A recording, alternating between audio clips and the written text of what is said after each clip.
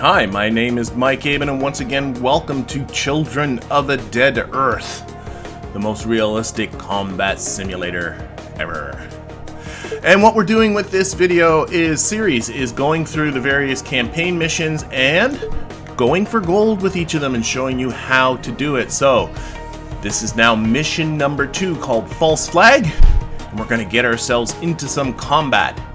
We want to intercept and destroy an enemy spacecraft around Ganymede using overwhelming firepower. And I do like the word overwhelming. Yeah, we have the better of the two spaceships in this particular situation. Actually, more specifically, we have the spaceship with the better range. So that's going to be of our weapons.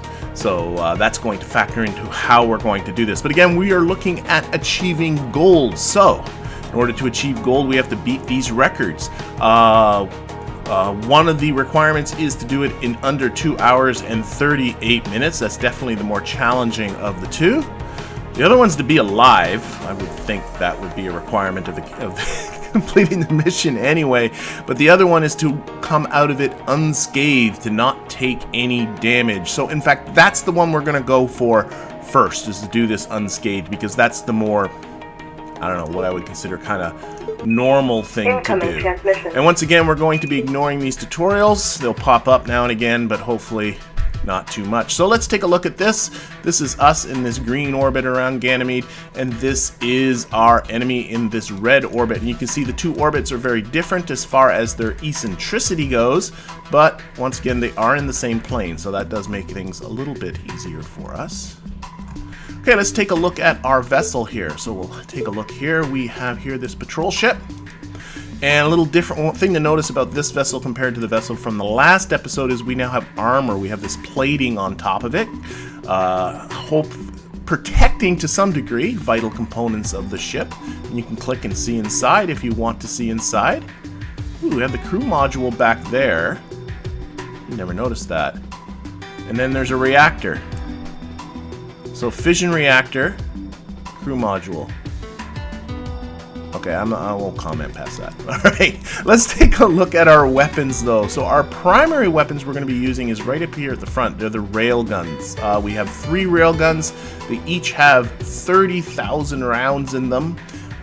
They're going to be our primary weapon because they are the weapon with the longest range. So we want to be able to take out our enemy before things get too close. And again, to try and minimize the amount of damage that we have. We do have a secondary weapon here, the 16mm cannons. They pack a bit more punch, but are of shorter range, so I would prefer not to get in a situation where these come into play. Let's take a look at our enemy. Our target here, there it is there. It is a laser skiff, as you can see.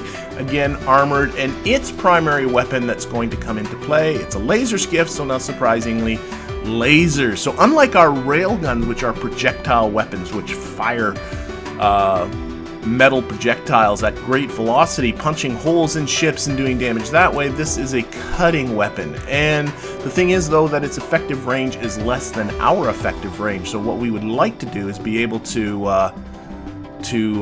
not have to encounter these, to take this guy out without having to worry about that. It also has cannons front here, but we are hopefully not going to get involved with cannons. Okay, let's think about how we're going to do this. Now, we have the better range, so what we want to do is kind of keep our encounter speed under some control. We don't want to encounter at a great speed so that we can take advantage of that range, because we'll be able to shoot first, and we want to keep that advantage as long as we can. So that means not encountering at a crazy speed where we'll be coming within short range very, very quickly. So what we're going to do is and this is what the tutorial gets you to do as well, is we're still on our laser skiff. Here we go. We're going to select our ship, and we're going to do our burn here, matching up. Go away. We're going to do our burn here, kind of matching up with its periganemy, whatever. Okay, so we're going to do our burn right about here. Oops, I lost it. Right about there. Okay, and we're going to you can see we're getting an encounter already here, where we can plot an intercept, but that's going to be at a pretty high velocity. So what we want to rather do is meet out here somewhere. So what we're going to do is we're going to burn prograde or in a forward direction and push our trajectory out this way so that, you know, when we encounter, it will be at a not, you know, our trajectories are a little bit closer than they would be. And in fact, let's see how far we can push this before we lose the encounters altogether. I'm gonna go with that. That looks pretty good. Okay, so now we're gonna go here and we're going to intercept. Always been a little bit, I will go with intercept, yeah. And there we go. We do a series of burns and we're going to intercept here 7 hours and 70 minutes from now, and we're going to have, key number is intercept at 188 meters per second. Actually, I'm just going to do we're going to do a little bit of an experiment, show you the difference between an intercept and a flyby. If I click this now and click do a flyby, okay, failure, can't fly by in time. Okay, well, obviously there's a difference right there, so that was a bad example. Okay, let's do the intercept. There we go. Actually, go back. One more try at getting the flyby rather than the... Nope, can't fly by in time. Okay, so ignore that. Let's do the intercept. Okay, so there's our intercept. Our encounter speed is going to be 188 meters per second. So, and it's going to be 7 hours from now, so let's step up our runtime to this. And then we'll do an hour more. Ooh, and we're almost there. Boink, there we are. So welcome to combat. Again, we're going to close all this stuff and ignore it. The game automatically does pause when you enter into combat. And so we got a few things new that are coming in here with combat. Main thing being this tactical display that is over here. Down here, the green is us, and the red up here at the top is them. And we are doing this flyby in 3 minutes. That's going to be our closest approach. Our approach velocity is only 187 meters per second, which is good.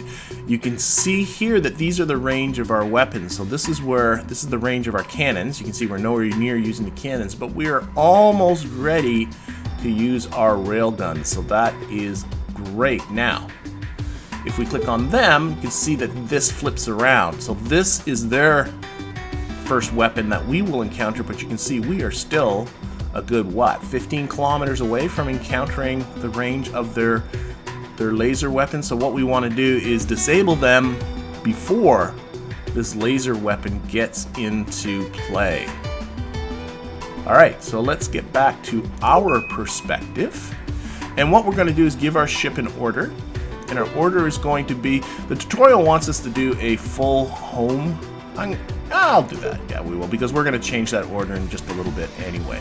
So that means go burning straight at them to try and get in there, okay? And then what we're going to do is we're going to pick, actually we'll wait on this. Well, let's do this part first, so unpause it. You can see we're burning now at our target. We're getting closer, and then it pauses again. And this is the tutorial pausing for us. Normally it doesn't do this. And so we're going to change our orders a little bit. What we're going to do is we're going to turn to a broadside. This will expose the maximum amount of our weaponry at them. These weapons have a limited amount of turret range. There's a maximum angle that they can turn. So if we turn ourselves broadside, more of our weapons can target the enemy effectively. However, that obviously presents us as a bigger target to our enemy. So that's the downside to that. However, again, if we click on them, you can see we're nowhere near within range of their weapons anyway. So being broadside for now does not present any kind of a risk. Well, we're going to click on our enemy, and what we need to do, our weapons will fire automatically. However, we have to just give them a target. So our railguns will fire automatically. We want to give them a target, and I'm thinking I'm going to target these lasers to start with. And we'll keep an eye on this here, because I want to see when these lasers are going to come within range, and we might change targets as we get closer. Where is us, by the way? I want to know where we are. Oh, I see the little, there we are. There's us over there. Okay, so let's watch from our perspective for now, but we'll keep the tactical display on their perspective. Oh, it does flip that. Okay, whatever. Let's watch from us for now. So we're going to unpause, and we're turning, and we should be starting to fire our weapons soon. There we go. Our weapons are now shooting. Let's go to them, and we can see our weapons. There. Oh, here we are. It's pausing again because it's taking damage, which is annoying. But you can see here's our weapons coming in, and we are just blasting away. And I'm keeping an eye on this, making sure that laser does not come within range. And they are most certainly doing damage. Again, remember, we do not want to take any damage. Okay, what did that say? Oh, it's just telling us that the arc lines indicate the range of your weapon. Yeah, we know that. Oh my gosh. Just end these. Oh, this is telling us to go broadside. I've already gone broadside. Right, I'm pretty sure that's what it's... Oh! Go full... Oh, no, no. I want to stay broadside. Go away. Okay. Keep blasting. Okay, we've disabled one of their laser turrets. Incoming transmission. We are done. Enough of our shots disabled them. Their weapon, their reactor here, oh no. I guess we've disabled their lasers and we've disabled their cannons, so they don't have any weapons anymore. So that's it. We are done. Mission successful. So we will go back. And you can see here we took absolutely no area. We took no damage, so that's gold for that one. But we did it in 7 hours and 6 minutes. So now the challenge is to do it in 2 hours and 38 minutes. So let's restart. Incoming transmission. We'll do this again. Again, we're ignoring this. Now I have to break in because this took a few tries to get. So I'll do a quick summary of my unsuccessful attempts, and then let you watch the final successful one unedited. To do this in under 2 hours and 38 minutes, you have to intercept the target not long after it passes the closest approach to Ganymede. This poses a bit of a challenge in that the low acceleration of these vessels can make it difficult to get your intercept before slamming into the surface of Ganymede. Once again, I'm trying to get as low an encounter speed as I can. And in this first attempt I had an encounter speed of 1.02 kilometers per second, which is pretty fast. This meant I only had about a dozen seconds or so before we got into the enemy's laser range. So here we are in laser range. And you can see that I'm coming into cannon range. If you take a look at the tactical display there on the right, it's coming up pretty quick. Oh, I just took out a laser, and now go the cannons. We got cannons going both ways. I gotta say, I love the arcs in these trajectories with these fast encounter speeds. That's awesome. And you can see it's not like I'm not doing damage to the guy. So anyway, here we are now blasting apart. Cannons are no longer effective. I take one last blast at him with my rail guns.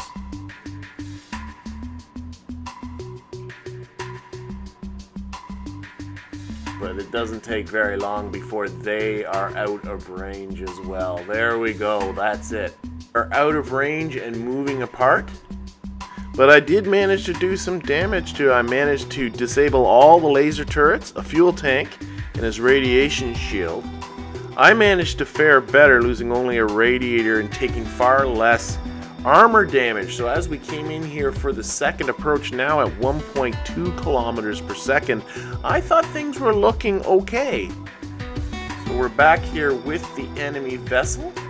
Again, he no longer has lasers, so he won't be able to shoot at me until we are in cannon range, but that is coming up quickly here, and everything was going fine. And then I noticed, if you just watch the bottom right there for messages, I just lost power generation. He must have hit my radiator, so that one counted as a fail.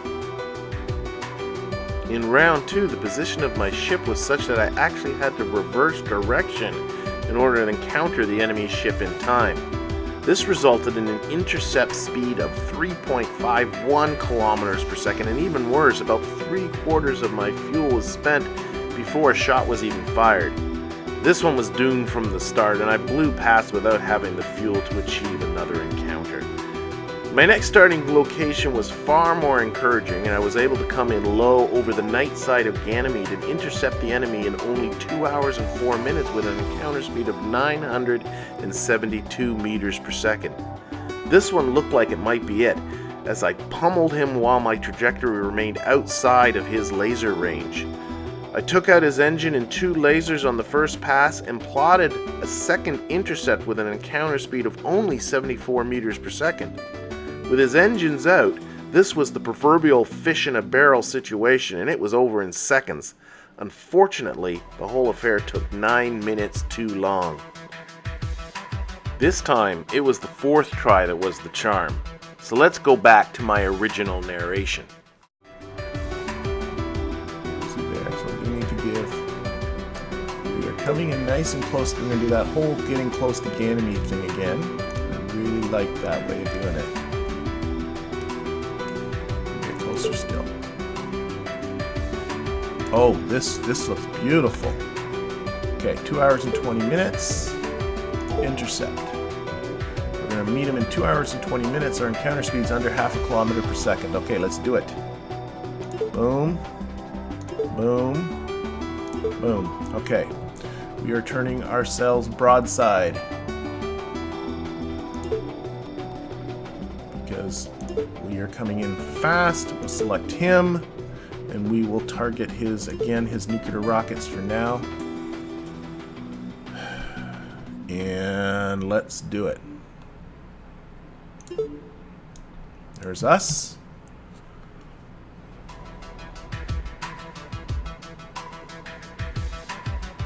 Oh, we're firing our weapons, I think. Yep, we're firing our weapons. Here it comes. They're taking damage, I know. Again. Seems like most of these shots. Can we look at it from this side? Yeah. Yeah, let's get a little higher on our targeting here. Get some of those. Come on. We've got a minute of blasting at him. Come on, let's do it. Oh yeah, he's shooting his lasers, that's fine. Oh, we gotta unpause that. There we go. Oh, we've disabled 3 of his lasers. That's awesome.